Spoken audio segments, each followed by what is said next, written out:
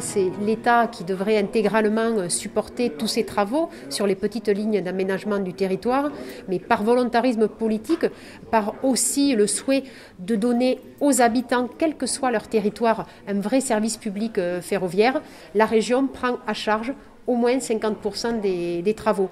Et dans tous les cas, nous avons des résultats concrets.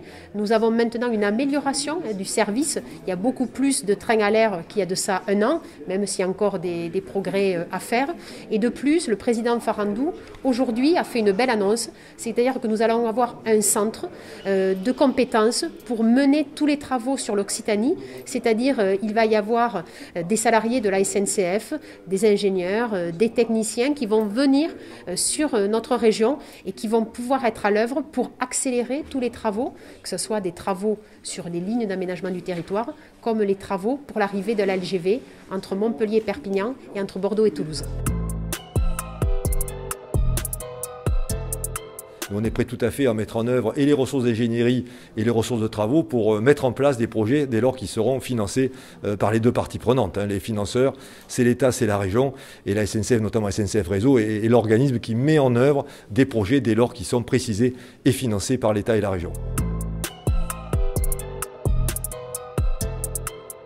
Monsieur le Premier ministre a annoncé 100 milliards, donc une part importante pour la transition écologique. Eh bien, le rail, c'est le meilleur transport au point de vue écologique, c'est aussi le plus sûr. Donc nous demandons au gouvernement de mettre dans le cadre du plan de relance des crédits pour les infrastructures ferroviaires. Les priorités de la région sont bien sûr tout d'abord les lignes d'aménagement du territoire. Nous avons Alès-Bessèges, la rive droite du Rhône. Nous avons aussi le train jaune dans les Pyrénées-Orientales. Nous avons Carcassonne-Limoux-Quillan. Nous avons Rodez-Séverac-Millau et nous avons aussi Montrégeau-Luchon. Et puis bien entendu, c'est la première partie de la ligne LGV entre Bordeaux et Toulouse, c'est-à-dire de commencer les travaux à Toulouse en remontant vers Agen, et ensuite le premier tronçon entre Montpellier et Béziers. Au niveau du fret, nous demandons à ce qu'il y ait de nouveau une réouverture complète de Perpignan-Rungis, mais également une mise en œuvre du fret ferroviaire entre Auch et Agen.